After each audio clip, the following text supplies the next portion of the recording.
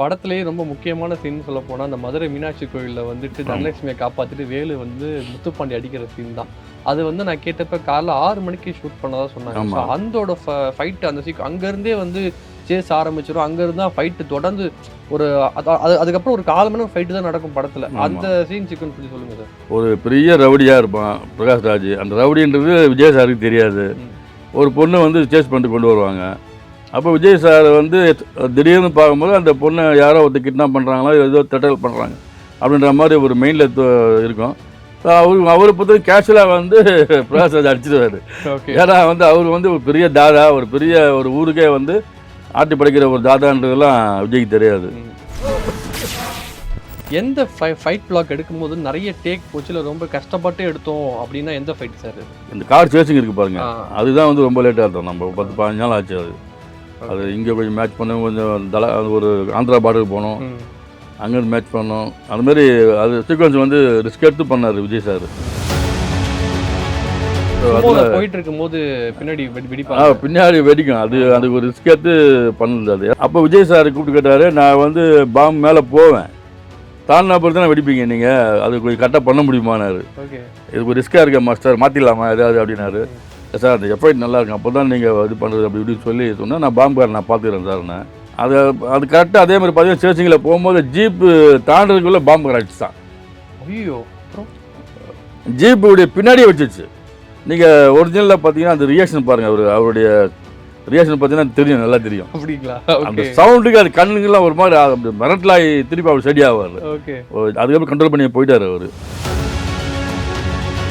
அப்புறம் என்ன ஆச்சுன்னா கிளைமேக்ஸ் ஃபைட்டில் கபடி ஃபைட்டு. அந்த ஃபைட்டில் பார்த்தீங்கன்னா ஃபைட் பண்ணிட்டவரும் அடித்தவனே பிரகாஷ்ராஜ் போய் அந்த ஒரு பில்லரில் அடிப்பார் ரைட் கம்பத்தில். அப்போ அங்கேருந்து பொறுப்படியாக கொட்டி அது வந்து தலையில் கொட்டி போச்சு. ஆமாம், கொட்டிட்டு அப்புறம் டக்குனு போய் தண்ணி ஸ்ப்ரேலாம் அடிச்சு ஆஃப் பண்ணிட்டு உடனே ஷூட்டிங் பேக்கப் பண்ணிட்டார். அப்புறம் லைட்டாக அந்த தலை உள்ள போய் முடி கொஞ்சம் லைட்டாக பொசுங்கிடுச்சு. வாட்டருக்குள்ளே பாம்பு வச்சேன். அது வச்சோம் ஒரு குழுங்குச்சு அந்த இடத்துல. திருஷ்டாவும் வரும் அதே மாதிரி திருப்பியும் ராம் மாஸ்டர் இவங்க இப்படி பண்ணுறானுங்க, அவனை மெதில் பேக்கப் பண்ணுங்க மாஸ்டர் விஜய் சார். ஐயோ தண்ணி நிறைய தெரிக்கணும்னு சொன்னோம் பாருங்க, அதனால இவ்வளோ பேர் பாம்பு வச்சுட்டானுங்க. ஆனால் குருவி படத்தில் வந்து ஒரு முக்கியமான சீன்ஸில் வந்து விஜய் சார் இந்த இன்டர்வல் பிளாக்கு முன்னாடி வந்து ஒரு பில்டிங்லேருந்து அந்த ட்ரெயினுக்கு ஜம்ப் ஆகிற சீன் வந்து படம் ரிலீஸ் ஆனப்போ என்ன ஆச்சுன்னு தெரியல. அதுக்கப்புறமா தான் குறிப்பிட்ட அந்த ஷார்ட்டை பற்றி நிறைய பேர் விமர்சனம் வச்சாங்க, இதெல்லாம் என்னப்பா நம்பவே முடியல அப்படின்னு. அது ஷூட் எடுக்கும்போது உங்களுக்கு அந்த சந்தேகம் இருந்துச்சா? இதில் என்ன மிஸ்டேக் ஆச்சுன்னா சிஜியில் பண்ணாங்க இல்லையா, அந்த சிஜி வந்து என்ன பண்ணிட்டானுங்க, லென்த் பண்ணிட்டாங்க. சின்ன கிட்டக்க வச்சிருந்து கிட்ட 10 அடி தான் நான் சொல்லியிருந்தேன். பட் அது சிஜியில் ஏதோ அவங்க மேட்ச் பண்ண முடியலையா என்னன்னு தெரியல எனக்கு. பட் அவங்க ஏதோ மேட்ச் பண்ண முடியாமல் என்ன பண்ணுறாங்க, அப்படியே ஒரிஜினலாக போட்டாங்க. விஜய் சார் லிஃப்ட்டுக்குள்ளே மாட்டிப்பார், அவரை வந்து லிஃப்ட்டுக்குள்ளே அடித்து கோச்சா உள்ள தள்ளுவார், அவர் திருப்பி இன்னொரு இடத்துல இருந்து ஏஞ்சி வருவார். ஸோ இதோட அக்செப்ட் பண்ண சீனா பார்க்க ரொம்ப நல்லா இருந்துச்சு. அதோட கம்போசிஷன் அதோட எப்படி சார் போச்சு அந்த இல்லை, அதுதான் ரொம்ப ரிஸ்க் எடுத்து பண்ணுது. ஓகே, ஆமாம். இப்போ லிஃப்ட்டில் அடிச்சு பண்ணி லிஃப்ட்டு உள்ளே போயிடும். ஆமாம், அதுக்கப்புறம் அந்த ஒரு இது புத்திரி வெளியே வருவார் இல்லையா. இப்போ அதுதான் எங்களுக்கு பெரிய டிராபேக். எங்கிட்ட டைரக்ட் என்ன சொன்னாருன்னா, தண்ணி அடிக்கும் அந்த போஸ்ட்டில் விஜய் சார் வெளியே வரணுன்ட்டார். இதுக்கு கொஞ்சம் தண்ணி ப்ரெஷராக வரணும், விஜய் சாருக்கும் பிரச்சனை இருக்கக்கூடாது. அப்படியே சார்ட்டு சொன்னேன், சார் இப்படி ஒரு சீக்வன்ஸ் இருக்குது, நம்ம கொஞ்சம் தண்ணி ப்ரெஷர் தான் வரும், நாங்கள் வந்து உங்களுக்கு எதாவது சேஃப்டி போட்டு நாங்கள் மேலே இழுத்துறோம் சார் கட்டு அப்படின்னு. சார் ஓகேட்டார், பண்ணலாமா சார் விடுங்க, கொஞ்சம் தண்ணி ப்ரெஷர் தானே வரும்னு. அதே தான் கதை. அதே மாதிரி ஒரு இதில் அடித்த வேகத்தில் பிச்சுக்கிட்டு வெளியே வந்தால் நாங்கள் ரோப்பு கரெக்டாக இழுத்துட்டோம்.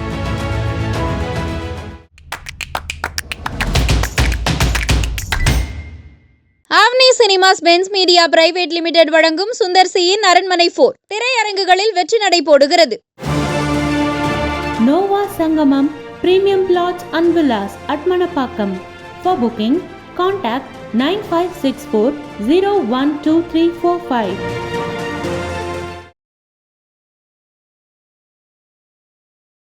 வணக்கம் குமுதம் நேயர்களே, நான் உங்கள் கௌதம். ஸோ கில்லி படத்தோட வைப் இன்னும் குறையில் தான் சொல்லணும். அந்த படத்தோட கொண்டாட்டம் மிகப்பெரிய கொண்டாட்டமாக போயிட்டு இருக்கு. இப்போ நம்ம கூட கில்லி படத்தோட ஸ்டண்ட் மாஸ்டர் ராக்கி ராஜேஷ் தான் இணைஞ்சிருக்காரு. வாங்க வெல்கம் பண்ணிடலாம். வணக்கம் சார். வணக்கம், எப்படி இருக்கீங்க? நல்லா இருக்கிறேன். ஓகே, கில்லி படம் ரிலீஸ் ஆகி 20 வருஷம் ஆயிடுச்சு. இப்போ ரீரிலீஸ் பண்ணி மிகப்பெரிய கொண்டாட்டமாக போயிட்டு இருக்கு. நான் சொன்ன மாதிரி தியேட்டரில் மக்கள் அவ்வளோ கொண்டாட்டமாக குடும்பமாக வந்து பார்க்குறாங்க. எப்படி இருக்குது இதை பார்க்கும்போது? அதாவது ரொம்ப சந்தோஷமாக இருக்குது ஃபஸ்ட்டு. பட் எங்கள் டீமுக்கு கிடைச்ச ஒரு வெற்றி தான் இது. ஆல்ரெடி வந்து ஃபஸ்ட் ஆஃப் ரிலீஸில் வந்து ஆல்ரெடி நல்ல ரெஸ்பான்சிபிள். அப்போவே எங்களுக்கு ஒரு வெற்றி கிடச்சிது. 2004 ஒரு மிகப்பெரிய வெற்றி கிடச்சிது. விஜய் சாருக்கும் வந்து ஒரு திருப்புமுனையாக அமைஞ்ச படம் அது. ஸோ இப்போ வந்து அதை ரீரிலீஸ் பண்ணி இப்போ வந்து ஜனங்க அதை பார்க்குறான்னு சொல்லும் போது மிகப்பெரிய ஆச்சரியமாக இருக்குது. காரணம் என்னென்னா அதில் வந்து எல்லாமே வந்து ஒரு படத்துக்கு என்ன தேவைன்ற ஒரு விஷயம் ஒன்று இருக்கு இல்லையா? ஒரு சென்டிமெண்ட், ஆக்ஷன், காதல், அம்மா சென்டிமெண்ட்டு, அப்பா சென்டிமெண்ட், இப்படி நிறைய விஷயம் அந்த படத்தில் இருக்கும். ஸோ அதனால் வந்து இப்போ பார்க்குற ஜனங்களுக்கு எல்லாருக்குமே அந்த படம் பிடிக்கும். ஓகே. ஸோ அது வந்து அதனால தான் வந்து இந்த ரீமேக் வந்து இன்றைக்கி ரிலீஸ் பண்ணால் கூட இந்த அளவுக்கு கொண்டாட்டமாக போயிட்டுருக்கு. ஓகே. பட் ஜென்ரேஷன் ஒரு 20 வருஷம் முன்னாடி சின்ன பசங்களாக இருந்திருப்பாங்க, ஒரு 10 வயசு பசங்க, 8 வயசு பசங்களாக இருந்திருப்பாங்க. அவங்க இப்போ படம் பார்க்கும்போது அது பிரமிப்பாக இருக்கும். ஆமாம். ஸோ அதனால தான் அந்த கொண்டாட்டம். அது ரொம்ப ரொம்ப ரசிகளுக்கு ரொம்ப நன்றி சொல்லியிருக்கிறேன். ஓகே. கில்லி படம் வந்து ஒரு ஸ்க்ரீன் பிளே தான் மிகப்பெரிய ப்ளஸ்ஸாக இருக்கும். படத்தில் வந்து அவ்வளோ ரேசியாக போகும். வந்து எந்த சீனுமே போர் அடிக்காமல் கொண்டு போயிட்டே இருக்கும் அந்த படம். வந்து முக்கியமாக சொல்லப்போனால் ஸ்டண்ட்டு சீன்ஸ் தான். படத்தோட ஃபஸ்ட்டோட ஃபைட் பிளாக்கே வந்து விஜய் சார் இன்ட்ரோக்கு அப்புறம் ஆரம்பிக்கும். ரோட்டில் ஆரம்பித்த ஃபைட்டு வந்து மேலே மொட்டை மாடியில் போயிட்டு அந்த ஃபைட் பண்ணுற மாதிரி காட்டுவாங்க. அப்புறம் வந்து ஒரு ஆயில் ஆகிற இடத்துல போயிட்டு விஜய் சார் ஃபைட் பண்ணுவோம். அப்புறம் திருப்பி அந்த ரோப்பில் 2 பேருமே தொங்கிட்டு டைலாக் பேசிட்டு இருக்கோம். இந்த சீன்ஸ்லாம் எப்படி சார் எடுத்தீங்க? ஆக்சுவலாக பார்த்தீங்கன்னா வந்து இப்போது அந்த பில்டிங் டு பில்டிங் ஜம்ப் பண்ணுவார், அந்த மாதிரி மேட்டர்லாம் அது கொஞ்சம் அந்த நேரத்தில் வந்து ஸ்டேஜிலாம் வந்து ரொம்ப வராத ஒரு நேரம். அப்போ தான் ஆரம்பம் கொஞ்சம் பிக்கப்பில் வந்துருக்கணும். இப்போ இருக்க மாதிரி இருந்ததுன்னா அது இன்னும் வேறு லெவலில் பண்ணியிருப்போம். ஸோ அந்த அளவுக்கு எக்யூப்மெண்ட்ஸ்லாம் அந்த டைமில் இல்லை, வெறும் நார்மல் கேமரா தான் இருக்கும். அதை சிஜியில் கொஞ்சம் மேட்ச் பண்ணோம். ஸோ அதனால் அங்கே நம்ம மகாபலிபுரம் அந்த இதில் வந்து ஷெட்டு ஒன்று போடாரு பிடிச்ச ரத்னம் சார். ஸோ அந்த ஷெட்டு போட்டு அங்கே ஒரு பெரிய லைட் ஹவுஸாக ரெடி பண்ணி அங்கே நிறைய அந்த பில்டிங் செட்டப்லாம் ஃபுல்லாக பண்ணிவிட்டு இதில் நம்ம நிறைய விஷயங்கள் ஜம்ப் பண்ணி போடுறது எல்லாமே வந்து லைவாக தான் பண்ணோம். ரோப்லாம் எதுவுமே கிடையாது. ஏன்னா வந்து ஒரு 20 ஃபீட் தான் இருக்கும். ஸோ இந்த பில்டிங் அந்த பில்டிங் தாண்டுறது. ஸோ கேமராவில் வந்து நாங்கள் வந்து நிறைய விஷயங்கள் வந்து ஒரு ஹோம் ஒர்க் பண்ணோம். நான் டைரக்டர், கேமராமேன் 3 பேர் சேர்ந்து ஹோம் ஒர்க் பண்ணி எந்தெந்த கேமரா ஆங்கிள் எங்கே வச்சா நல்லாயிருக்கும், எவ்வளோ டெப்த்து கிடைக்கும் அப்படின்றதெல்லாம் கொஞ்சம் நிறைய விஷயங்கள் பண்ணோம்.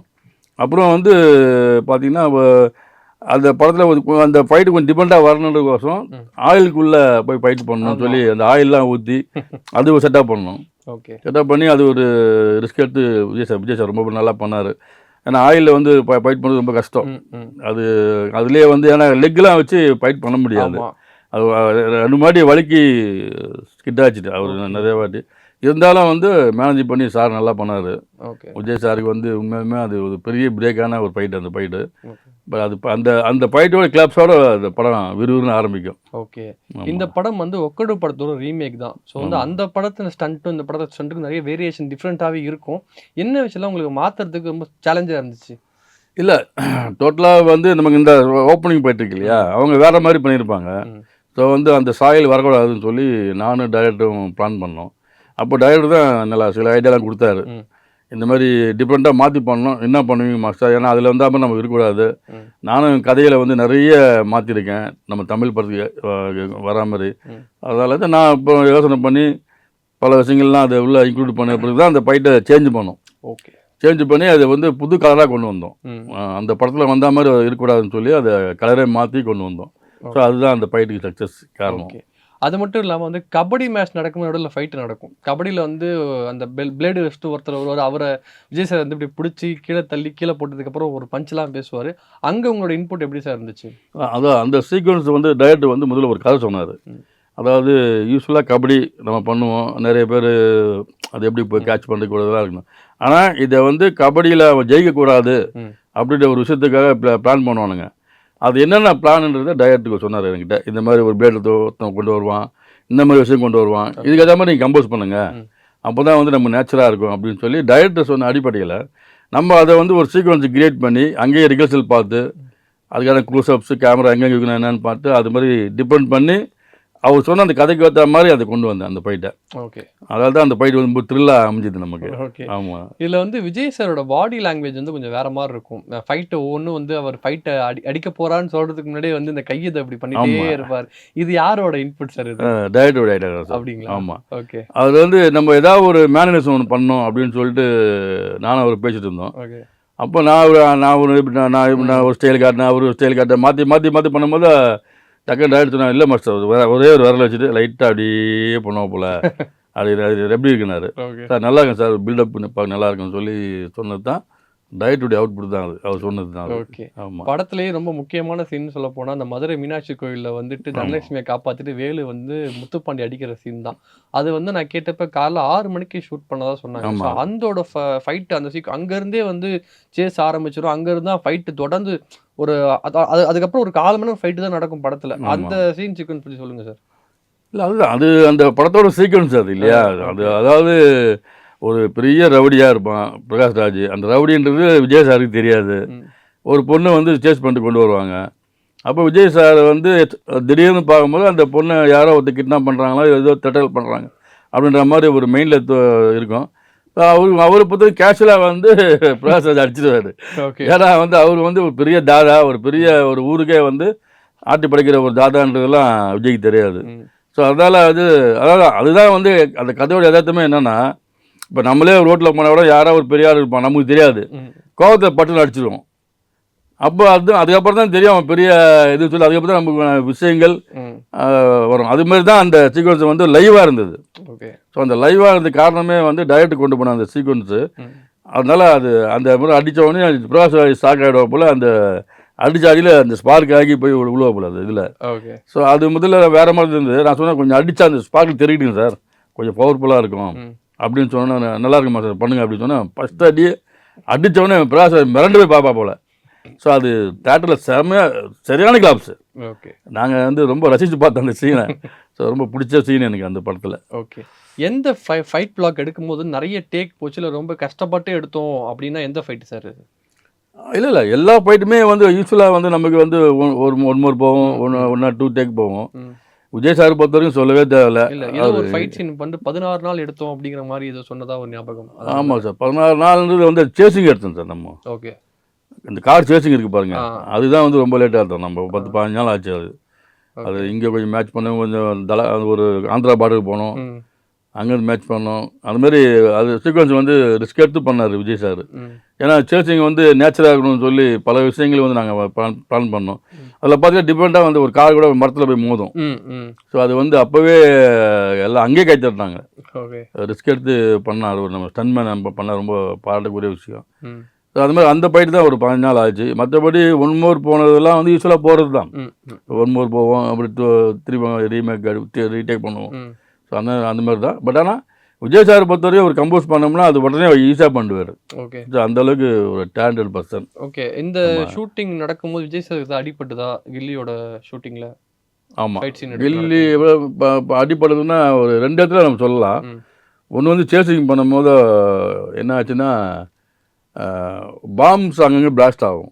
ஆமாம் ஆமாம். ஸோ அதில் போயிட்டு இருக்கும்போது பின்னாடி பின்னாடி வெடிக்கும். அதுக்கு ஒரு ரிஸ்க் எடுத்து பண்ணுது அது. ஏன்னா பின்னாடி வெடிக்கணும் ஒரு சீக்வன்ஸ் வருது. ஆனால் ஜீப்பு நம்ம கொண்டு வந்து திருப்பி அப்படி வந்து இப்படிலாம் இப்படி போக முடியாது, நேராக போய் ஜீப்பு பின்னாடி வெடிக்கணும். அப்போ அந்த சமயத்தில் வந்து நான் என்ன பண்ணிட்டேன், பாம்பு வந்து ரோட்டில் வச்சுட்டேன். ஓகே. அப்போ விஜய் சார் கூப்பிட்டு கேட்டார், நான் வந்து பாம்பு மேலே போவேன், தாண்டினா பொறுத்து தான் வெடிப்பீங்க நீங்கள், அது கொஞ்சம் கரெக்டாக பண்ண முடியுமானாரு. ஓகே. இது ஒரு ரிஸ்க்காக இருக்கேன் மாஸ்டர், மாற்றிடலாமா ஏதாவது அப்படின்னாரு. சார் அந்த எஃபெக்ட் நல்லா இருக்கும், அப்போ தான் நீங்கள் இது பண்ணுறது அப்படி இப்படின்னு சொல்லி சொன்னால், நான் பாம்புக்காரன் நான் பார்த்துக்கிறேன் சார்ண்ணே. அது வந்து அப்போ டவுட்டாக தான் இருந்தது. அது கரெக்டாக அதே மாதிரி பார்த்தீங்கன்னா சேசிங்கில் போகும்போது ஜீப்பு தாண்டதுக்குள்ளே பாம்பு அடிச்சு தான். ஐயோ. அப்புறம் அது என்னன்னா அந்த எட்ஜி ரிலீஸ் ஆகுது, அதாவது ஒரு 10 அடி போனால் அடிக்கணும். ஓகே. ஜீப்பு 10 அடி போனால் அங்கே வெடிக்கணும். ஜீப்புடைய பின்னாடியே வச்சிருச்சு. நீங்கள் ஒரிஜினலில் பார்த்தீங்கன்னா அந்த ரியாக்ஷன் பாருங்கள், அவருடைய ரியாக்ஷன் பார்த்தீங்கன்னா தெரியும், நல்லா தெரியும். அப்படிங்களா? அந்த சவுண்டுக்கு அது கண்ணுங்கெல்லாம் ஒரு மாதிரி மிரட்டலாகி திருப்பி அவர் ஸ்டடி ஆவார். ஓகே. அதுக்கப்புறம் கண்ட்ரோல் பண்ணி போயிட்டார் அவர். அதுக்கப்புறம் என்னை கூப்பிட்டு என்ன மாஸ்டர் அப்படின்னு சொல்லி எனக்கா சாரி சார், இல்லை சார் பாம்புக்காரன் அப்படி பண்ணிட்டேன் சார், நான் கொஞ்சம் சொன்னேன் வெயிட் பண்ணுறான்னு கையை வச்சு அமுக்கிட்டான் சார், வேறு என்ன ஒன்றும் பிரச்சனை இல்லை சார், நான் பார்த்து இனிமேல் நான் பார்த்துக்கிறேன் சார் சொல்லி அந்த ஒரு ரிஸ்கில் எஸ்கேப் ஆனார். அப்புறம் என்ன ஆச்சுன்னா கிளைமேக்ஸ் ஃபைட்டில் கபடி ஃபைட்டு, அந்த ஃபைட்டில் பார்த்தீங்கன்னா ஃபைட் பண்ணிட்டவரும் அடித்தவனே பிரகாஷ் ராஜ் போய் அந்த ஒரு பில்லரில் அடிப்பார் ரைட் கம்பத்தில். அப்போ அங்கேருந்து பொறுப்படியாக கொட்டணும், அது வந்து தலையில் கொட்டி போச்சு. ஆமாம், கொட்டிட்டு அப்புறம் டக்குனு போய் தண்ணி ஸ்ப்ரேலாம் வச்சு ஆஃப் பண்ணிட்டு உடனே ஷூட்டிங் பேக்கப் பண்ணிட்டார். பேக்கப்படி என்ன தான் பார்த்தாரு ஒரு பார்வை, என்னை பார்த்துட்டு அப்படின்னாரு, இல்லை சார் நான் டக்கு பாம்பு அறிவு எப்படியா இவ்வளோ போய்ப்பேன், இல்லை சார் எஃபெக்ட் வரணும் தான் நிறைய வச்சோம் மாஸ்டர் அப்படின்னு சொல்லி அப்புறம் பார்த்து ஒன்றும் சொல்ல டக்குன்னு காரத்துக்கு போயிட்டாரு. நான் தர்ணி சார் வந்து என்ன ஒரு முறை முடிச்சாரு, மாஸ்டர் சார் நான் என்ன சார் பண்ணுவேன் பாம்புக்காரன் பண்ண வேலை எனக்கு சம்பளம் மேலே கொட்டுறது, இந்த வேலை எனக்கு என்ன தெரியும் அப்படின்னா என்னன்னு தெரியாது, ஷூட்டிங் பண்ணி பேக்கப் ஆயிடுச்சு ஒன்று விடமாட்டேன் அப்படி இப்படினாரு. கடவுளாக வேண்டி இந்த கடவுள் எதுவும் ஆகக்கூடாதுன்னு. அப்புறம் லைட்டாக அந்த தலை உள்ள போய் முடி கொஞ்சம் லைட்டாக பொசுங்கிடுச்சு. அதுக்கப்புறம் ஒன்றும் சொல்ல அவர் கொஞ்சம் ஹாஸ்பிட்டலில் போயிட்டு செக் பண்ணாரு, டாக்டர் சொல்லிடுறேன் ஒன்றும் மேஜராக ஒன்றும் இல்லை சார் பண்ணாலும் திரும்ப அன்றைக்கி ஒரு நாளைக்கு பேக்கப் பண்ணிட்டோம். அன்றைக்கி பேக்கப் பண்ணி வந்துட்டோம். வந்துட்டு பாம்புக்காரனை போய் திட்டினேன், ஏன்டா அப்படி பண்ணி என் பேர் கிடைக்கணும் வந்துருக்கீங்களா அப்படி இப்படின்னு. ஸோ அதுக்கப்புறம் அதில் ஒரு ரிஸ்க்கு இருந்தது. அதுக்கப்புறம் இந்த சேத்துல ஒரு ஃபைட்டு, இந்த திரிஷா தூக்கிட்டு ஓடி அதில் வந்து கொஞ்சம் அதுலேயும் பாம்பு தான் பிரச்சனை. அதில் என்னன்னா திரிஷாவை வந்து இவர் சேவ் பண்ணுவார், அது புக் அந்த பாஸ்போர்ட்லாம் தொலைச்சிடுவா. நாங்கள் என்ன பண்ணோம், அந்த அது வந்து எனக்கு முதல்ல எப்படின்னா சார் அந்த இடம் வந்து இது மாதிரி ஒரு சீக்வன்ஸு, இது மாதிரி விஜய் சார் இங்கே இருக்காரு எஸ்கேப் ஆகி தண்ணியில் வரணுன்ற மாதிரி சீக்வன்ஸு, இடம் கிடைக்கல. சரி, அங்கே பார்த்தீங்கன்னா ஒரு சின்ன ஆறு மாதிரி ஒன்று இருந்தது. அந்த டைரக்டர் சொல்கிறாரு நீ என்ன பண்ண தெரியாது, இப்போ லொக்கேஷன் பார்த்துருவானாரு.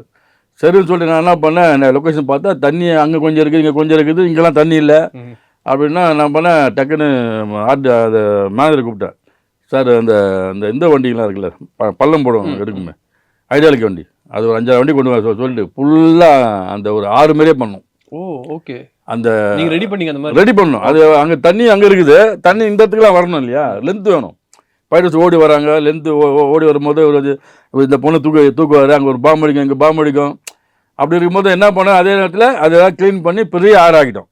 ஸோ தண்ணி அங்கே இருக்க தண்ணியெல்லாம் அப்படியே வந்து ரொம்ப பெரிய ஆறு செட்டப் பண்ணிட்டோம். அப்புறம் திருச்சா தூக்கிட்டு இருப்பார், தூக்கும்போது பக்கத்தில் ஒரு பாம்பு அடிக்கணும். அது அப்படிதான் பண்ணானுங்க. அது வந்து ரிஸ்கான விஷயம் சார் அது, ஏன்னா பாம்பு எப்படி வடிக்கும் என்னன்னு தெரியாது. வாட்டருக்குள்ளே பாம்பு வச்சேன், அது வச்சோம் ஒரு குழுங்குச்சு அந்த இடத்துல, திருச்சாவும் வரும். அதே மாதிரி திருப்பியும் ராம் மாஸ்டர் இவங்க இப்படி பண்ணுறானுங்க, அவனை மெதில் பேக்கப் பண்ணுங்க மாஸ்டர் விஜய் சார். ஐயோ சொடியா பேக்கப் பண்ணி சொல்லி டேய் என்னடா இல்லை மாஸ்டர் கொஞ்சம் தண்ணியாக தெறிக்க சொன்னீங்களா அதனால அப்படின்னு சார். அதுக்கப்புறம் அதை கொஞ்சம் சமாதானப்படுத்தி சாரை கொஞ்சம் சமாதானப்படுத்தி ஒன்றும் இப்போ சொல்லிக்கல. அந்த நேரத்துக்கு கொஞ்சம் டென்ஷனாக இது பண்ணுவார் தவிர ரொம்ப ஜாலியாக இருப்பார். ஸோ அந்த மாதிரி ஒரு ரிஸ்க் எடுத்து அந்த ஃபைட் பண்ணுது. ஓகே, அந்த சீன்ல ஆக்சுவலி த்ரிஷா வந்து மயக்கம் போட்டு விழுவாங்க, பாம்புலயே மயக்கம் போட்டு விழுந்திருப்பாங்க சொல்றத பார்த்தா. உண்மையிலுமே வந்து சித்தர்லாம் பயந்துட்டாங்க. ஏன்னா ஒரு நான் இங்க த்ரிஷா அப்படி பிடிச்சது பாரு, பின்னாடி வெடிக்கணும், ஜஸ்ட் ஒரு ஒரு ஒரு 5 அடி 6 தள்ளி தான் வச்சேன். வாட்டருக்குள்ள அந்த அளவுக்கு பவர் வராதுன்னு சொல்லி வச்சுட்டேன். இவனுக்கு நிறைய வச்சுட்டானுங்க போல இருக்கு, தண்ணி நிறைய தெரிக்கணும்னு சொன்னோம் பாருங்க, அதனால இவ்வளவு பேர் பாம்பு வச்சுட்டானுங்க. அந்த டும் சவுண்டு வந்தோன்னு அந்த இடமே குலுங்கி திருசாவே அப்படி பயந்து போய் ஒரிஜினல் கட்டி பிடிச்சிச்சு. அப்புறம் திரும்பி 1 மோர் வச்சுட்டு மறுபடியும் சின்ன பாம்பை கொஞ்சம் ரெடி பண்ண சொல்லி தள்ளி திரும்பி 5 வாட்டி தள்ளி வச்சேன். இந்த மாதிரி கூத்துறாங்க. அந்த ரொம்ப ரிஸ்க்கு சார் அது. அந்த படத்தை பற்றி ஏன்னா படங்களுக்கு ஆக்ஷன் இல்லையா, ஸோ அது வந்து பெரிய இந்த மாதிரி விஷயங்கள்லாம் நம்ம காமெடியாக நடந்தது. ஓகே, அதே மாதிரி பார்த்தீங்கன்னா பிரகாஷ் ராஜ் சாருக்குமே வந்து இந்த படத்தில் வந்து ஏகப்பட்ட ஆக்ஷன் பிளாக்ஸ் இருக்கும். ஒரு இடத்துல பார்த்தீங்கன்னா ரோட்டில் வந்து த்ரிஷாவை பார்த்துருவாங்க, கண்ணாடிலாம் உடச்சிக்கிட்டு அவர் வெளியே போவார். அவருக்குமே சிக்னேச்சராக வந்த அந்த என்னது நோக்கு வர்ணத்தில் ஏதோ ஒரு சொல்லுவாங்க. ஸோ அந்த ஃபைட்லாம் எப்படி சார், அதெல்லாம் அவர் எப்படி பண்ணார், சார் எப்படி பண்ணார்? அதாவது அது நான் முதல்லையே நான் வந்து சொல்லிட்டேன் இல்லையா, ஆல்ரெடி வந்து அவர் இந்த மாதிரி ஏன்னா இன்ட்ரோடியூஸ் போயிட்டு ஒன்று இருக்கும் பாருங்க, பிரகாஷ் ராஜ் சாருக்கு இன்ட்ரோடியூஸ் அவர் 2 பேர் அடிப்பார் பாருங்க, அப்போவே நாங்கள் அதை இன்க்ளூட் பண்ணிட்டோம். ஏன்னா அது முதல்லையே நம்ம காட்டினா தான் இப்படி விட்ட ஒரு நோக்கு வர்மம் கற்றுக்கின ஒரு கேரக்டர்னு சொல்லி அதை ஃபஸ்ட்டு ஃபைட்டில் பண்ணியிருப்போம் இன்ட்ரோடியூசிங் பண்ணும்போது பிரகாஷ் ராஜ் சாருக்கு. ஸோ அந்த நேரத்தில் வந்து அதை வந்து நம்ம ஃபைட்டில் கொண்டு வரணும் ஏன்னா வந்து அது அப்போ தான் நம்ம வந்து நல்லா பில்டப்பாக இருக்குன்னு சொல்லி டயட்டை நானும் பேசி இது பண்ணோம். சரி சார் நம்ம கிளைமேக்ஸில் பண்ணிக்கலாம் ஓகே அப்படின்னு அந்த கிளைமேக்ஸ் கபடி ஃபைட்டில் அந்த ஸ்டைலை கொண்டு வந்தோம். ஓகே ஸ்டைலை கொண்டு வந்து அது பண்ணுவார். நம்ம கொஞ்சம் கொஞ்சம் மாற்றி பண்ணி அதுக்கப்புறம் பார்த்தீங்கன்னா அதை அடித்து கை காலெலாம் அவருக்கு வராமல் இப்போ ஸ்டக் ஆகிடும். நர்வஸ் இது பண்ணுவார் அதில். ஆமாம். ஸோ அது ஒரு பில்டப் பண்ணி அதுக்கப்புறம் அது எப்படி வந்து பில்டப்பை எழுந்து வருவார், ஓகே அது எப்படி பண்ணலாம், கை எப்படி சுற்றுறது, அது எப்படி கையை உடைக்கிறது, டயட்டர்னால மாற்றிட்டேன். ஆனால் டயட்டர் வந்து எப்படிதான் ஒரு ஆக்ஷன் டயட்டர் அவர். ஆமாம். அதான் நம்ம ஒரு மாதம் தான் ஒரு பாதி மாதம் அவர் தனு சார். அதனால் அது ஏதாவது எனக்கு சொல்லிட்டே இருப்பார். எது எடுத்தாலும் சரி இப்படி வந்து மாதம் எப்படி வேணாம், இப்படி கை எப்படி சுற்றி பார்க்கலாமா, காலை எப்படி உதறி பார்க்கலாமான்னு வந்து அவர் வந்து தன்னை மறந்து அந்த ஆக்ஷனில் ஈடுபட எடுக்கக்கூடிய ஒரு மிகப்பெரிய டைரக்டர். ஓகே ஸோ அதனால தான் எங்களுக்கு ப்ளஸ் ஆனது காரணம் அவருடைய இன்ட்ரெஸ்டிங்கு, என்னுடைய இன்ட்ரெஸ்டிங்கு, விஜய் சாருடைய இன்ட்ரெஸ்ட், கேமராமேனுடைய ஒத்துழைப்பு, ஓகே எல்லாம் சேர்ந்து மிகப்பெரிய ஃபைட்டாக அமைஞ்சுது எல்லாமே. கண்டிப்பா நீங்க சொன்ன மாதிரி அந்த கிளைமேக்ஸ் ஃபைட் பாத்தீங்கன்னா வந்து ஒரு டிப்பிக்கல் ஒரு தமிழ் சினிமாவோட ஃபைட்டு தான். முதல் 3 அடி வந்து ஹீரோ வாங்குவார், திருப்பி ஹீரோ அடிப்பாருங்கிறது வந்து காலகாலமா பார்த்துட்டு இருக்க விஷயம். ஆனா அது வந்து ஒரு வித்தியாசமா பண்ணியிருப்பீங்க. ஹீரோ எவ்வளவு அடிக்க முயற்சி பண்ணா அடிக்க முடியாது. இந்த கையை உடைச்சிருவாரு, ஒரு காலை உடைச்சிருவாரு, அதுக்கப்புறம் வந்து அதை உடைச்சிருவாருன்னா அவரால் அதை யூஸ் பண்ண முடியாது. அவர் கீழே விழுந்து திருப்பி ஒரு கை ஒரு காலோட ஏஞ்சி நின்று இந்த ஃபுல்லா கையை சுத்தி அடிச்சு தள்ளுறது, அப்புறம் காலை அவரே ரெடி பண்ணிட்டு போற விஷயம்லாம் வந்து அவ்வளோ மாசா இருக்கும். அதுக்கப்புறம் விஜய் சார் என்ன பண்ணாலும் பிரகாஷ் சார் ஒண்ணுமே பண்ண முடியாது. இந்த காம்பசிஷன் வந்து தர்ணேஷோட ஐடியாவில் உங்களோட ஐடியாவா? இல்லை மோஸ்ட்லி வந்து நம்ம ஐடியா தான். ஃபைட்டு கம்போசிங் பொறுத்த வரைக்கும் நம்மளுது எல்லாமே நம்மளுது தான் டோட்டலாக. அவர் வந்து சில விஷயங்கள் மட்டும் தான் சொல்லுவார். அதாவது பிரகாஷ் சார் அடிக்கிற அடியில் விஜய் சாருக்கு வந்து அந்த ஒரு கை கால் இதெல்லாம் ஸ்டக் ஆகிடணும், அவரால் அடிக்க முடியாத சூழ்நிலை வரும். அதுக்கப்புறம் எப்படி வந்து எழுந்து அடித்தார் அப்படின்னு ஒரு சீக்கிரம் சொல்லுவார். அப்போ நம்ம அதை புரிஞ்சு உள்ள வாங்கிட்டு நம்ம அதுக்கேற்ற மாதிரி கம்போஸ் பண்ணணும். ஓகே இந்த சீன் இருக்கும் விஜய் சார் அதான் சொன்னார், என்ன மாஸ்டர் இப்படி இத்தனை வாட்டி கை சுத்த சொல்கிறீங்களே அப்படிலாம். அதெல்லாம் சொல்லலை. ஏன்னா அது வந்து ரொம்ப அவருக்கே தெரியும் இல்லையா. இப்போது ஒரு ஃபைட் பண்ணுறோம், நம்மளை ஸ்டக் ஆக்கி கீழே போட்டாப்புல பிரகாஷ்ராஜ். இப்போ நம்ம எழுந்து அடித்தா ஆடியன்ஸ் வந்து மாசாக இருப்பாங்கன்னு தெரியும் அவருக்கு. அதனால் ரொம்ப இன்ட்ரெஸ்ட் எடுத்து நாங்கள் சொன்னவர் இந்த கை இப்படி சுற்றுங்க சார், காலை அப்படி இது பண்ணுங்க, காலை அப்படி உடைங்க, ஸ்டைல் பண்ணுங்க. ஒவ்வொரு ஷாட்டும் எனக்கு தனித்தனி ஷாட் எடுத்துருப்பேன் நான். கண்ணு கை டைட்டு அப்படின்னு எடுத்துருப்பேன். அதுதான் அந்த ஒரு வைப்பு கொடுத்தது அது பில்டப்புக்கு.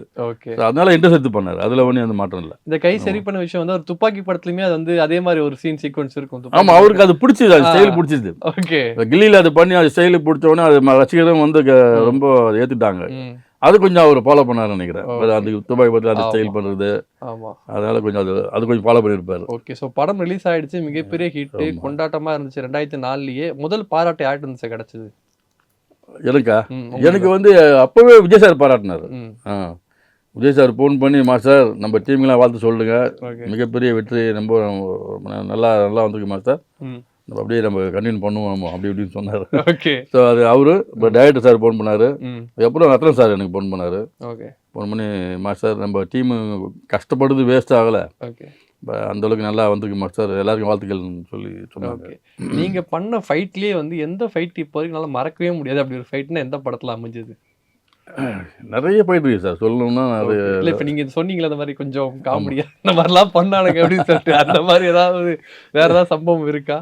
இல்லை, வேறு சம்பவங்களே நிறைய இருக்குது. அதை சொன்னோம்னா நமக்கு நினச்சி பார்க்கணும். ஓகே பட் என்னை பொறுத்த வரைக்கும் ஃபைட்டுன்றது இப்போ கில்லி படத்தில் எனக்கு பிடிச்சது ஃபைட்டு. அதுக்கப்புறம் திருப்பாச்சி பண்ணேன், சிவகாசி பண்ணேன். ஓகே ஸோ அதெல்லாம் குருவி பண்ணேன். சூப்பர். ஸோ அதுலலாம் வந்து பார்த்தீங்கன்னா எல்லாமே ரிஸ்க்கான எடுத்து பண்ண ஃபைட்டு தான் அதெல்லாம். ஸோ அது வந்து எது நமக்கு வந்து இப்போ நல்ல ஃபைட்டுன்னு சொல்ல முடியாது. எல்லாமே நம்ம பண்ணதெல்லாம் வந்து ரொம்ப லைக் பண்ணி அந்த ஒரு பையனை கூட அடிச்சு போட்டுருவாங்க குருவியில். ஐயோ, அது அந்த பில்டப் பண்ணி எடுத்த ஃபைட்டு வந்து ரொம்ப பிடிச்ச ஃபைட்டு நமக்கு. அதுவும் கிளைமேக்ஸ் ஃபைட்டும். கிளைமேக்ஸ்ல வந்து ஒரு கேங்கே உள்ள பூந்து அடிப்பார் இல்லையா, எல்லாரும் கோடையில வெட்டு கொள்றது. ஸோ அந்த ஃபைட்டை ரொம்ப லைக் பண்ண ஃபைட் அது. ஸோ ஸ்டண்ட்னு வந்துட்டா விஜய் சார் வந்து என்ன மாதிரி ஒரு விஷயங்கள் பண்ணுவோம். இப்போ டான்ஸ் தெரியும், விஜய் சார் வந்து ரிஹர்சல் பார்க்காம டான்ஸ் ஆடுவாருன்னு நம்ம எல்லாருக்குமே. ஸ்டண்ட் வைஸ்மே அவர் பண்ணும்போது பார்க்கறதுக்கு கொஞ்சம் நம்புற மாதிரியே இருக்கும் அவர் பண்ணுற ஸ்டண்ட்ஸ் எல்லாமே. அதுக்கு என்ன மாதிரிலாம் மெனக்கிடுவார் சார் அவர் பொதுவாகவே? அவர் வந்து எப்படின்னா சார், இப்போ நம்ம ஒரு கம்போஸ் பண்ணி இந்த ஃபைட்டு இப்படி எமோஷனல் முதல்ல போய் நான் சொல்லுவேன், சார் இந்த மாதிரி மேட்ரு சார், இப்படி எமோஷனலாக இருக்கும், இந்த இடத்துல இப்படி பண்ணுறோம், இங்கே கொஞ்சம் ஹியூமர் பண்ணிக்கலாம் அப்படின்ற மாதிரி கொஞ்சம் நானும் அவர் டிஸ்கஸ் பண்ணும்போது அவர் சொல்லுவார், ஓகே மாஸ்டர் நீங்கள் என்ன சொல்கிறீங்க நான் பண்ணுறேன். ஓகே நமக்கு வந்து நிற்கணும் ஃபைட் அப்படின்னு வரு. ஸோ அது அந்த ஒரு இதுதான். பட் எது சொன்னாலும் பண்ணுவார் சார். ஓகே. அது வந்து சலிக்கவே மாட்டார். ஃபைட்டில் வந்து எனக்கு வேண்டாம் அப்புறம் பார்த்துக்கலாம் அந்த மாதிரி சொல்லக்கூடிய ஒரு விஷயமே இல்லை. ஓகே. என்ன சொன்னாலும் பண்ணிட்டே இருப்பார். ரெண்டாவது சேர் போட உட்காந்து கம்போஸ் பார்த்துட்டே இருப்பார். நம்ம அப்படி பண்ணிட்டு வந்தோடனே மாதம் டேக் போகலான்னு. இல்லை சார் அப்படி பார்த்துக்கலாம் சார் அப்படின்னு. இல்லை நான் பார்த்துட்டேன் ஓகே அப்படின்னு வருது. ஓகே. ஸோ அந்த அளவுக்கு மெமரி பவர் உள்ளவர். ஸோ அதனால் ரிஸ்க் எடுத்து எல்லா பையனும் பண்ண காரணமே இன்ட்ரெஸ்டிங் தான். ஓகே. நிறைய இன்ட்ரெஸ்டிங் தான் அவருக்கு. நீங்க சொன்ன மாதிரி திருப்பாச்சி படத்துல வந்து ஒரு சீன்ல வந்து விஜய் சார் முகம் ஃபுல்லா சந்தனம் பூசிக்கிட்டு வந்து ஒரு ஃபைட் பண்ணுவாரு. அந்த ஃபைட் சீக்வன்ஸ் வந்து இந்த சந்தனம் பூசிட்டு பண்றது நீங்க சொன்னதா இல்ல டைரக்டர் சொன்னது? ஓகே. ஆமா. என்னன்னா அந்த இடத்துல வந்து விஜய் சாரும் தெரியக்கூடாது. அப்போ டைரக்டர் நானும் பேரரசு நானும் பேசிட்டு இருந்தோம். பேசும்போது மாஸ்டர் இந்த மாதிரி கொஞ்சம் வித்தியாசமா பண்றேன், அவர் யாரும் தெரியக்கூடாது, அதனால நம்ம ஓப்பனிங் வந்து அந்த சந்தனத்தை எடுக்கிறது, கொள்றது, மஞ்சள் பூசுறது இதெல்லாம் கொஞ்சம் பில்டப் பண்ணி கொடுத்துருங்க எனக்கு சீக்வன்ஸ் இதுதான், முகத்தில் வந்து இப்படி இருக்கணும், இதுதான் கேரக்டர் அப்படின்னு சொல்லிட்டாரு. ஸோ அதனால் அது வந்து நாங்கள் ஒவ்வொரு ஷார்ட்டாக எடுத்தோம். அந்த கிணத்துல எடுக்கிறது, கொள்வது, பூசுறது. அதுக்கப்புறம் அப்போல்லாம் வந்து ஒரு பில்டப் நிறைய வேணும். கேமராமேன் கொஞ்சம் ஐடியா பண்ணார். அந்த ஸ்லாண்டிங் மாதிரி ஒரு கண்ணாடி கிளாஸ் போட்டு ஒரு 2 கிளாஸ் ஜாயின் பண்ணி அது மாதிரி நடந்து வருவார். கேமரா ரொம்ப லோவாக வச்சுருப்போம். ஆமாம். ஸோ அதெல்லாம் வந்து அந்த டைமில் ஒரு புதுசாக இருந்தது. அந்த பில்டப்புக்கு ஃபயராக இருந்தது அந்த ஃபைட்டு. அதுக்கப்புறம் அந்த ஃபைட்டை பொறுத்த வரைக்கும் நான் என்ன பண்ணேன்னா, அந்த ஸ்ட்ரீட்டில் என்னென்ன பொருள் கிடைக்கும், எந்தெந்த பொருளை வச்சு ஒருத்தன் அடிக்கலாம் அப்படின்னு தான் பிளான் பண்ணேன். விசுவாசமாக அதுக்கு எல்லாம் பைப் எடுத்து வருவாங்க, இவரு அடிப்பார் அப்படின்லாம் இல்லாமல் அங்கே ஒரு காவா இருக்கும், அந்த மூடியத்தை அடிப்பார். அங்கே இஸ்திரி பாக்ஸ் ஒன்று இருக்கும், அதை அடிப்பார். சைக்கிள் ஷாப்பில் பார்த்தீங்கன்னா அந்த சைக்கிள் தூக்கி தள்ள அடிப்பார். ஸோ அங்கே இருக்க மெட்டீரியல் என்னென்ன இருக்குதோ அதை வச்சு நாங்கள் பிளான் பண்ண போயிட்டு தான். அது மிகப்பெரிய ஹிட்டு. அந்த பைட்டுக்கு எனக்கு நைட்டு ஒரு 12:30 மணி இருக்கும். அவர் எது ப்ரீ ஷோ பார்த்துருக்காரு போல இருக்கு விஜய் சார். இன்டர்வியூ விட்டவொடனே எனக்கு ஃபோன் பண்ணுறாரு நைட்டு 12 மணிக்கு. நான் விஜய் பேசுகிறேன். சார் விஜய் எதுக்கு இப்போ நைட் தூக்குத்த சொல்லு யார் மாஸ்டர் சார் சொல்லுங்க சார் சொல்லுங்க. ஏன்னா அந்த நைட்டு இப்போ 12 மணிக்கு யார் ஃபோன் பண்ணுவான்? மாஸ்டர் நான் இப்போ தான் ப்ரீ ஷோ பார்த்தேன், அந்த இன்டர்வல் பேக் ஃபைட்டு பார்த்தேன் மாஸ்டர். அதாவது நான் வந்து பண்ண போயிட்டு நான் வந்து ஆர்டிஸ்ட்டு என்ன அறியாமல் நான் சீட்டுக்கு முன்னாடி வந்து உட்காந்துட்டேன். ஓகே. ஏன்னா என்ன அறியாமல் அந்த தள்ளுது, அந்த அந்த பவர் அந்த அளவுக்கு இருக்குது மாஸ்டர். ஃபைட்டு ரொம்ப தேங்க்ஸ் மாஸ்டர், ரொம்ப வாழ்த்துக்கள் அப்படின்னாரு. ரொம்ப ரொம்ப நன்றி சார், ரொம்ப நன்றி சார். அந்த ஃபைட்டு திருப்பாச்சியில் மிகப்பெரிய நேம் கொடுத்தது அந்த ஃபைட்டு. ஓகே. படத்தில் வந்து ஃபைட்டுன்னு வந்தால் வந்து ஒரு சில விஷயங்கள் நம்பத்தகாமல் அதை தாண்டி தான் இருக்கும். நம்ப முடியாததுக்காக தான் ஒரு ஃபைட் வைக்கணும். ஆனால் சினிமானா அந்த லிபர்ட்டிலாம் இருக்கும். ஆனால் குருவி படத்தில் வந்து ஒரு முக்கியமான சீன்ஸில் வந்து விஜய் சார் அந்த இன்டர்வல் பிளாக்கு முன்னாடி வந்து ஒரு பில்டிங்லேருந்து அந்த ட்ரெயினுக்கு ஜம்ப் ஆகிற சீன் வந்து படம் ரிலீஸ் ஆனப்போ என்ன ஆச்சுன்னு தெரியல. அதுக்கப்புறம் வந்து அந்த அந்த விஷயம் அந்த குறிப்பிட்ட அந்த ஷார்ட்டை பற்றி நிறைய பேர் விமர்சனம் வச்சாங்க, இதெல்லாம் என்னப்பா நம்பவே முடியல அப்படின்னு.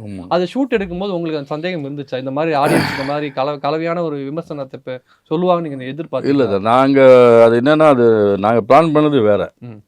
என்னென்னா முதல்ல அந்த ரயில்வே ஸ்டேஷனு அந்த பில்டிங்கு அதோட கேமரா வச்சு நாங்கள் அது அந்த கம்போஸ் எடுத்துட்டோம். டாப் ஆங்கிள் அது லோ எல்லாமே எடுத்துகிட்டு என்ன பண்ணோம், ஸ்டுடியோவில் செட்டு போட்டோம். செட்டு போட்டு க்ரீன் மேட் சுற்றிலும் போட்டுட்டு அதில் வந்து விஜய் சார் வந்து ஜம்ப் பண்ணி போகிற மாதிரி கொள்கிற மாதிரி எடுத்தோம். இதில் என்ன மிஸ்டேக் ஆச்சுன்னா சிஜியில் பண்ணாங்க இல்லையா, அந்த சிஜி வந்து என்ன பண்ணிட்டானுங்க, லென்த்து பண்ணிட்டானுங்க. கிட்ட 10 அடி தான் நான் சொல்லியிருந்தேன். ஸோ இது என்ன அண்டர்ஸ்டாண்டிங் பண்ணான்னு தெரில. 10 ஃபீட் தான் சொன்னேன் சார், 10 ஃபீட் மேலே போச்சுன்னா அன்லாஜிக் ஆகிடும் சார் அப்படின்னு சொல்லி எல்லாம் பேசிட்டோம். டைரக்டரும் சொன்னார். பட் அது சிஜியில் ஏதோ மேட்ச் பண்ண முடியலையா என்னன்னு தெரில எனக்கு. நம்ம எடுத்த ஷார்ட் அதை போட்டு பார்த்துருக்காங்க. பட் அவங்க ஏதோ மேட்ச் பண்ண முடியாமல் என்ன பண்ணுறாங்க, அப்படியே ஒரிஜினலாக போட்டாங்க. ஸோ அது வந்து டைரக்டர் எல்லாம் படமே முடிஞ்சு போச்சு. அப்புறம் திருப்பி எங்கே போய் எடுக்கிறது கொள்றதுன்ற மாதிரி ஒரு கட்டம் வந்தது. சரி மாஸ்டர் விடுங்க, இந்த ஒரு இதுதான் மைனஸாக இருக்குது நமக்கு அப்படின்னு நம்ம அப்போ நான் முடிவு பண்ணது தான். ஸோ அது ஒரு சிஜியில் மிஸ்டேக் பண்ணது தான் அது. ஓகே. ஆனால் அது வந்து இப்போ நமக்கு தான் தெரியும், இல்லை அது அன்லாஜிக் சார். எனக்கே தெரியும், நல்லா தெரியும். நாங்கள் பண்ணது அப்படி இல்லை, 10 ஃபீட்டுக்குள்ளே தான் பண்ணணும்னு சொன்னோம். ஓகே. ஸோ அது வந்து சிஜியில் கொஞ்சம் கரெக்டான டைம் பொசிஷன் பண்ணி கொடுக்கல எங்களுக்கு. ஓகே. அதனால தான் அது எங்களுக்கு கொஞ்சம் ட்ராபேக் ஆச்சு அதில். அதே மாதிரி இன்னொரு சீன் வந்து விஜய் சார் லிஃப்ட்டுக்குள்ளே மாட்டிப்பார். அவரை வந்து லிஃப்ட்டுக்குள்ளே அடித்து கோச்சா உள்ள தள்ளுவார். அவர் திருப்பி இன்னொரு இடத்துல இருந்து ஏஞ்சி வருவார். ஸோ இதோட அக்செப்ட் பண்ண சீனா பார்க்க ரொம்ப நல்லா இருந்துச்சு. அதோட கம்போசிஷன் அதோட எப்படி சார் போச்சு அந்த சீன்? இல்லை அதுதான் ரொம்ப ரிஸ்க் எடுத்து பண்ணுது. ஓகே. ஆமாம், இப்போ லிஃப்ட்டில் அடிச்சு பண்ணி லிஃப்ட்டு உள்ளே போயிடும். ஆமாம். அதுக்கப்புறம் அந்த ஒரு இது புத்திரி வெளியே வருவார் இல்லையா, இப்போ அதுதான் எங்களுக்கு பெரிய ட்ராபேக்கு. எங்கிட்ட டைரக்ட் என்ன சொன்னாருன்னா, தண்ணி அடிக்கும் அந்த போஸ்ட்டில் விஜய் சார் வெளியே வரணுன்ட்டாரு. சரி, இதுக்கு கொஞ்சம் தண்ணி ப்ரெஷராக வரணும், விஜய் சாருக்கும் பிரச்சனை இருக்கக்கூடாது. அப்படியே நம்ம பிளான் பண்ணி அப்புறம் நாங்கள் என்ன பண்ணோம், அந்த காவா மாதிரி செட் பண்ணி தண்ணி டேங்கர் கொண்டு வர சொன்னோம். நல்லா பெரிய பைப்பாக ரெடி பண்ணி அந்த தண்ணி அப்படியே உள்ளே போட்டு மூடிட்டு மண்ணை மூடிட்டு நல்லா ஒரு 10 ஃபீட்டுக்கு அந்த ஆழம், அந்த 10 ஃபீட் அடியில் அந்த பைப் கொண்டு போகணும். ஓகே. கொண்டு போய்ட்டு டேங்கர் லாரியை பண்ணி ஒரு வாட்டி ஆன் பண்ணி பார்த்தா அடித்து பிச்சுட்டு வந்து தண்ணி. ஓகே. சரி, இப்போ அவரு வரணும், கூட வரணும். அப்படியே சார்ட்ட சொன்னேன், சார் இப்படி ஒரு சீக்வன்ஸ் இருக்குது, நம்ம கொஞ்சம் தண்ணி ப்ரெஷர் தான் வரும், நாங்கள் வந்து உங்களுக்கு எதாவது சேஃப்டி போட்டு நாங்கள் மேலே இழுத்துறோம் சார் தட்டு அப்படின்னு. அப்புறம் சிஜிலேயே மேட்ச் பண்ணால் நேச்சராக இருக்காதுன்னு சொல்லி அது ஒரு பிரச்சனை வந்தது. அதனால் என்ன பண்ணேன், சரி சார் சார் ஓகேட்டார், பண்ணலாமா சார் விடுங்க, என்ன கொஞ்சம் தண்ணி ப்ரெஷர் தானே வரும்னு. அதே தான் கதை. அதே மாதிரி ஒரு இது அடித்த வேகத்தில் பிச்சுக்கிட்டு வெளியே வந்தால் நாங்கள் ரோப்பு கரெக்டாக இழுத்துட்டோம். ஓகே. கரெக்டாக வந்து இது பண்ணார். ஆனால் அந்த ப்ரெஷர் கொஞ்சம் அந்த அடிக்கும் இல்லையா, அதுதான் கொஞ்சம் ரிஸ்க்காக இருக்குது. அப்புறம் ஒன்றும் இல்லை மற்ற ஒன்றும் பிரச்சனை இல்லைன்ட்டார். ஸோ அதுக்கு ரொம்ப ரிஸ்க்காக தான் எடுத்தோம். அது எடுக்கிறதுக்கே ஒரு நாள் ஆகி போச்சு. இன்னொரு இடம் பார்த்தீங்கன்னா, விஜய் சார் வந்து 2 இடத்துல ஒன்று தொடுன்னு சொல்லிட்டு ஒன்று நடக்க போகிறது வந்து சண்டைன்னு சொல்லி சண்டை போடணும்னு முடிவு பண்ணிட்டு போயிட்டு உள்ளே போயிட்டு அந்த கோச்சாவோட மருமகிட்ட போய் சண்டை போடுவார். அங்கே பார்த்தீங்கன்னா ஒருத்தர் அடிச்சிருப்பார், ஒருத்தர் மேலேயே போயிட்டு அப்படியே ஒட்டிகிட்டு இருப்பார். அவர் யார் கோச்சா பார்க்குற வரைக்கும் அவர் அங்கேயே தான் தொங்கிட்டு இருப்பார். அந்த மாதிரி அடிச்சு போட்ட ஒவ்வொரு இடத்துலையும் ஒரு ஆட்கள் கிடப்பாங்க. அந்த சீன் எப்படி சார் எடுத்தீங்க? ஏன்னா விஜய் சார் வந்து பறந்து அவர் அடிப்பார்.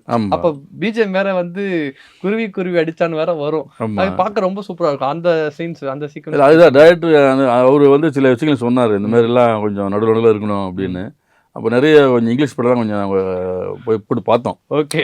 ஏதாவது கிடையாதான்னு பார்த்தோம். அதில் வந்து சின்ன சின்ன விஷயங்கள், அந்த சிகரெட்டை ஒருத்தனை பிடிச்ச தாச்ச சிகரெட் அப்படியே வாயில் வச்சுட்டு இருப்பான், ஒருத்த போய் ஒட்டிக்குவான், இதெல்லாம் சின்ன சின்ன பீஸ் கிடச்சிது கொஞ்சம். அது நம்ம சின்ன விஷயம் தான் கிடச்சிது. அது நாங்கள் டெவலப் பண்ணி அப்படியே ஒவ்வொரு சீக்வன்ஸாக அது கொண்டு வந்தோம். அது இந்த மாதிரி பண்ண தான் இருந்தது. Okay, super. அதுவும் நல்லா சரியான போயிட்டு அப்போயே கிளாஸ்லாம் வந்து அடித்து கிளாஸ் பற்றி வெளியெல்லாம் வருவாங்க. பார்த்தா தெரியும் உங்களுக்கு, கீழே அடிச்சிருப்பாரு, கிளாஸ் மேலே இருக்கும், இங்கே அடித்து கிளாஸை குத்திட்டு வெளியே வருவாங்க. எல்லாருமே கிளாஸ் உள்ளே வந்து கீழே தான் விழுவாங்க. நான் என்ன பண்ணேன், சரி யூஸ்வலாக எல்லாமே மேலே தான் கீழே உடைக்கிறாங்க, நம்ம அடித்தோம்னா கிளாஸை குத்திட்டு மேலே வரணும் சொல்லி அது கிளாஸ் கம்பெனிக்காரங்கிட்ட போயிட்டு அவங்ககிட்ட ஆர்டர் கொடுத்தோம்.